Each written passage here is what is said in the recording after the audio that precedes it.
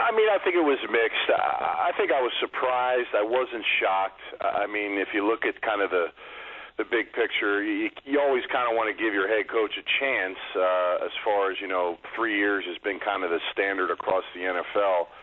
But I think what happened was the Glazers sat down with Lovie and they basically didn't tell Lovie what the plan was. They wanted to hear from him moving forward what the changes were going to be, how were they going to assess the season, and I don't think they like what they heard. And at the end of the day, I felt like they wanted to make a change, and it does look a little bad with 2 years, but at the same token, if you kind of keep what's in place, which is Dirk Cutter, who obviously hasn't gotten the head coach nod yet, but he's a strong candidate, then you really don't lose much except the fact that you got to find a new defensive coordinator. And to be quite honest with you, the scheme probably needs to be changed down here in Tampa Bay. Was it more on a defensive side of things, like, hey, Lovie, we need you to do something with this defense that you're playing, otherwise we might have to make a move? Yeah, I don't know if it was necessarily the scheme. It's just what was the plan? What were the changes going to be? We only have really 3 stable players on defense that are kind of franchise kind of guys in McCoy, Quan Alexander, Levante David. After that, everybody's pretty much expendable to me, and nobody's really stood out and made a difference on this team. And, you look at his staff and the guys that are coaching, what were the changes going to be there? And I don't think he wanted to make any changes there. And I think he felt like, he kept preaching a plan and with the same people in place, and I just don't think the Glazers were buying it. Is Dirk the candidate down there, or are there some other names kind of creeping, or is it a foregone conclusion in your mind? Well, I think Jason Light, the general manager, is going to do his due justice. He's going to interview some guys out there. Notably, I think he just interviewed the offensive coordinator out in Arizona. I forget his last name, under Bruce Arians, Harold, it'll come to me here in a second. And then also,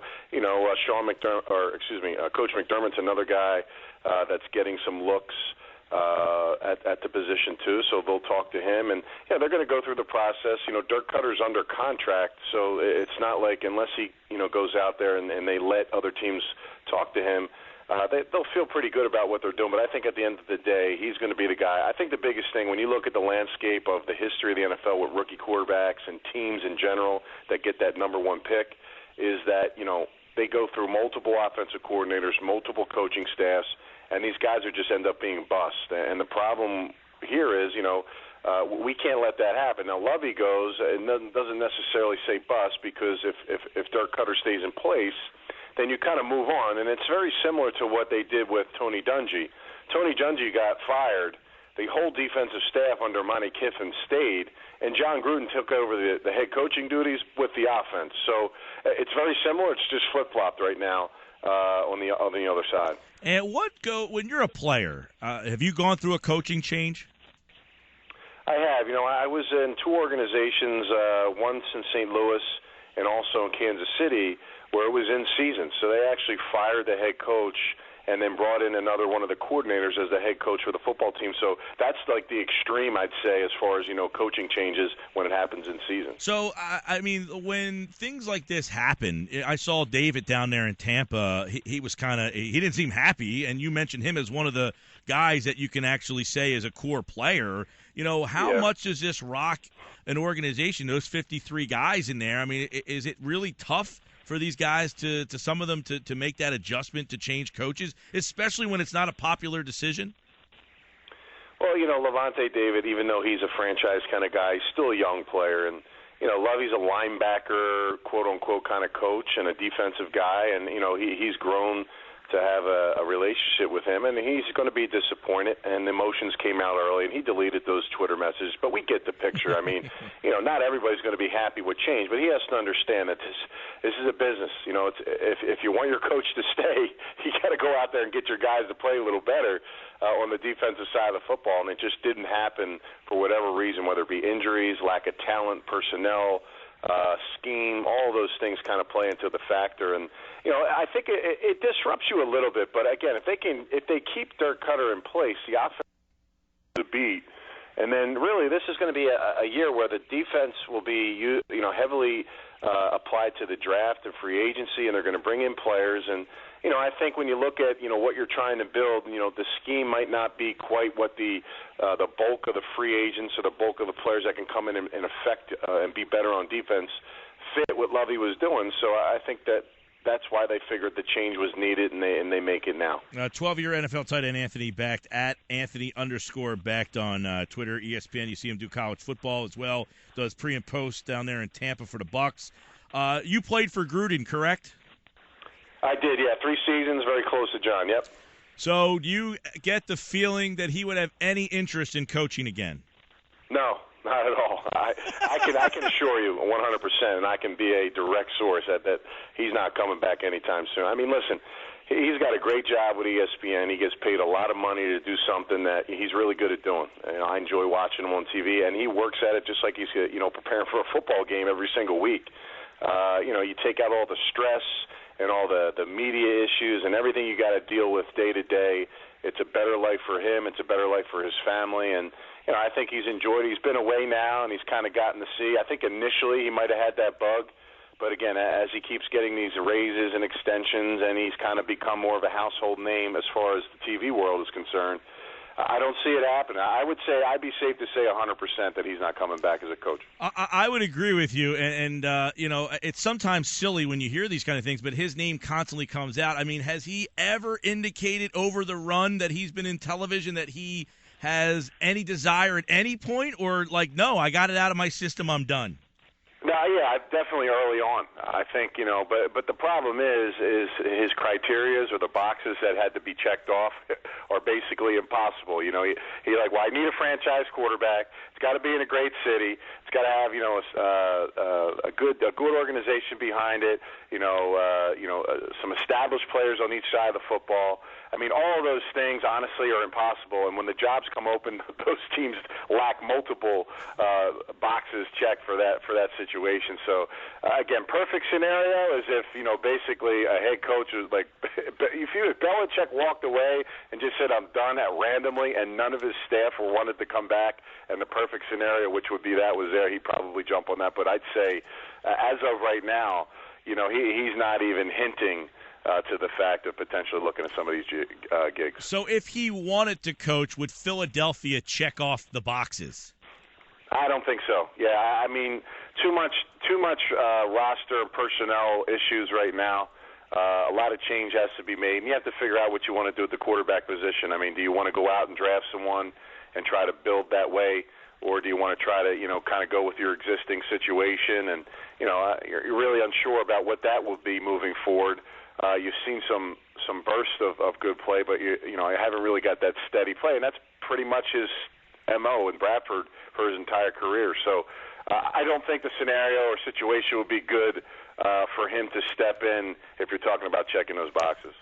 You played for him. What is he like? I mean, when you hear his name and so many people get excited, I mean, he won the Super Bowl. He got a Raiders organization that hasn't done anything since to a Super Bowl. So what is it like to play for Gruden that make these people so excited to hear his name in coaching? I'll be honest with you. I think there's no in between. You either love John or you hate him. That's kind of been like the when you hear players, some former players that play with him. For me personally, he was the best coach I ever played for as far as the NFL is concerned, because of the reason that, offensive-minded guy, and he's a little bit of overkill, meaning that, he wore on a lot of QBs because he had a plan for everything. So I was never not going into a game unprepared. I knew all the answers to the test. I had it all in front of me, and if I went into the game and I messed it up, it was on me because I was given everything I needed to have on game day to be successful. So if you want a head coach that prepares you and gets you ready, and that you want to have everything in place so when the game comes, you're dialed in, he's the guy you want. Now that's why people want him there, and he's had success, and he did it in Tampa without a quarterback. But if you talk to some of the quarterbacks that he's had when I was here in Tampa, they'd say it's overkill, it's too much. Ask Jeff Garcia, ask Brian Greasy. There's a lot of work that he put on there. And, if he showed a blitz one time and it was last year, he was going to have it checked for it. And sometimes QBs are just like, let's kind of roll with it or let's not go that deep. But, he's very detailed. He's hands-on, man. He's drawing the cards. He's doing the meetings. He's installing the passes. I mean, he's involved in every little thing that's going on. So, he's a guy that was very thorough in what he did as a head coach. Now you see why people got excited. Now you got them real excited. Yeah, but it's not happening, so don't worry about it. And at the same token, the thing with Jon is if he ever had a quarterback in his system, he would be. I think he'd be a ton more successful as far as big picture. I mean, I know he won the Super Bowl here, but you're talking about years that I was here where we won 2 division titles, but didn't have a quarterback in place, and we were kind of grinding through multiple guys, and that was the one thing. And this was a time when Tampa Bay wasn't spending too much money, wasn't going crazy in free agency, and they just weren't. We weren't getting those type of big-name players. And, now you look at it, I mean, if he was in this kind of system now where you got a potential franchise guy, you got some weapons on the outside, a running back, that's something that would, wow, that's something he could have used. So, but as of today, I can tell you for a fact that he is not going to be coaching anytime soon. All right, Anthony Becht played for Jon Gruden, 12 years in the NFL. You see him on ESPN, the college football analyst, and, of course, doing pre and post for the Tampa Bay Bucs. And is there a guy you like? Is there an intriguing candidate out there that is in the NFL circles? Anybody that you're familiar with that you like? Yeah, I think Hugh Jackson's ready to get a gig. He's paid his dues. He's done it at the offensive coordinator at multiple organizations with success, and he's a downhill power run team. I think he's a guy that should seriously be looked at in Philly. I have issues with guys that don't quite have the resume, and you look at it, Adam Gase. I mean, he is a guy right now that's a hot name out there in the NFL, and if you kind of break him down, I mean, he's only been a coordinator for 3 seasons. 2 of them with Peyton Manning, and then this year with Cutler. Now, I know Cutler threw a few less interceptions, but let's not misconstrue what they were still bottom half in offense. And when you're not quite around an organization long enough or multiple organizations long enough, you don't see different head coaching styles. So when you're here with John Fox for multiple years, you see how he does it, you pull some things, you take some notes. Then you go somewhere else, you have success, you pull some notes, and then you say, all right, this is what I'm going to do, this is what I'm not going to do. I just don't think he's ready for that. And to me, it's not a knock on him. He's going to be a head coach at some point. I just don't think he's a proper guy for teams moving forward to get you to that ideal situation. I could be wrong, but I worry about those things. So Hugh Jackson's, Dirk Cutter's, these guys been multiple places. They've had successful offenses, and those are the kind of guys that, if they come in, they've had enough experience where even though they haven't been head coaches per se, they can still have success with the information and knowledge they've accumulated over their career. That's a good point. Now, you played 5 different teams. I'm assuming more than 5 different coaches. So my question is, and you just said Gruden's the best coach you ever played for. You detailed how detail-oriented. What is the difference? How different is it when you play for a good, solid, smart head coach and a guy who isn't very good? Is that noticeable, and is that a huge difference in a good team and a bad team? How important is that guy at the top? Well, I'll give you a perfect example. Scott Linehan was the head coach of the Rams when I was out there, and Scott is a tremendous offensive coordinator. I mean, that is his world and niche. He had some success in Minnesota, and he gets the head coaching gig with the Rams, and he just was not equipped. And it's not to knock him. I know Scott very well, very good friend of mine. He was a tremendous offensive mind, but head coaching wasn't his deal. That wasn't his alley, and, it didn't last long. Now he's back with Dallas Cowboys, and when everything's in place, the offenses look pretty good. So that's a perfect example. Then you have other coaches that are kind of CEOs. And you look at a guy like a Jeff Fisher, guys that kind of let everybody do their gigs, take over what they do and run their deal, and he kind of oversees and can manage everything. He's very good on game day as far as situational things. And then you have those in-between coaches, guys that are they're getting their first-time opportunities. They're very good leaders. They do, Herm Edwards, for instance, to me, was a great leader of men. He's a guy that could get you motivated. He's a guy that could get you ready to play.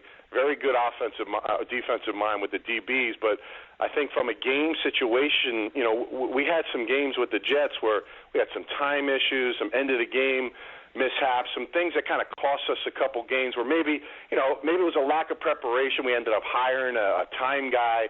All of these different things that, you weren't quite dialed in. So the situational things that you need to know as a head coach, in maybe a smaller market, you might have been able to get away with it. When you're in New York, it's a little tougher. So those are the kind of the different things when you're going through. So it's always tough. I always want a guy that's got a little bit of everything, a little taste of everything, but still has success in his movements. They're hard to find, but they are out there, and then you take a chance. You look at Mike Tomlin, my last example, I know we're out of time, but if you look at Mike Tomlin, he came in, he was here in Tampa Bay. He was a defensive back coach, okay? He goes to the Vikings, becomes a defensive coordinator for a year, then he gets hired as a head coach. Smartest thing he did, he had two experienced offensive and defensive coordinators, and Bruce Arians, number one as the offensive guy, and Dick LeBeau, okay? So these guys were like head coaches on the team too, and that's how he became and grew himself, because he had that knowledge around him, and he wasn't worried about those intelligent minds around him on the football field, where a lot of these young guys don't have the network of those kind of coaches that will latch onto them. So those are the other things with the younger guys. Who are their network of coaches they're pulling from to help them be successful? Well, I said, maybe Shermer and Peterson aren't all that glamorous, but who are the assistants they bring in with them, being around Andy Reid? Did you play with Shermer? Was he there when you were in St. Louis? No, he was not there. I know Pat very well because when I was coming out of West Virginia, he actually ran my pro day when I was the tight end coming out, and he ran all my drills. He did all the situational stuff that I had to do in front of all the scouts. So I became very close to him early on in my career when he was a tight end coach for the Philadelphia Eagles. All right. Obviously he's been around Coach, around Andy, around Holmgren. He would be interesting, obviously, around Chip. Let me ask you the last thing about Chip. He was a candidate in Tampa a couple of years ago. Yeah. They got Mariota in Tennessee, not interested. They got Manziel in Cleveland, not interested. Has he just turned into a toxic name in this league? No, I don't think so. I mean, you spoke of two teams that potentially, with the type of quarterbacks that they have, make some sense. I mean, I think the biggest thing for Chip is, he messed up with his balance of people and his balance of personnel and understanding the control and understanding how to work with others to have a team outside of just the team he's coaching, but the team around him to get personnel, to get coaching staffs. And, I think that last-ditch effort, you look at San Francisco, I think he interviewed out there, and, they got Colin Kaepernick, who's a guy right now that he's either a cancer or he's just not dialed in, but you kind of look at he's another potential quarterback in a team where maybe that system works. But, hopefully Chip takes a lot out of his experience in Philly. He had a tremendous amount of success early on, and things were moving, the train was going, and then somewhere in his mind he thought that drastic change would get you one or two more wins, and that's all we're talking about. Eagles fans weren't trying to go undefeated. You're trying to get one more win, I think, over the last 2 years to get to 11, and that would have been enough to get you where you need to be. And for some reason, just huge backtrack on him deciding to make those changes ultimately was the dagger in his game. Good stuff, Anthony Becht at Anthony_Becht. 12 years in the NFL and played for Gruden. And he says, no shot, everybody, so don't get all excited out there. All right, buddy, we'll see you soon. Keep those dates open I gave you, 15, 22nd. I want to see you for some ice cream. Brother. Take care, man. All right, take care, pal.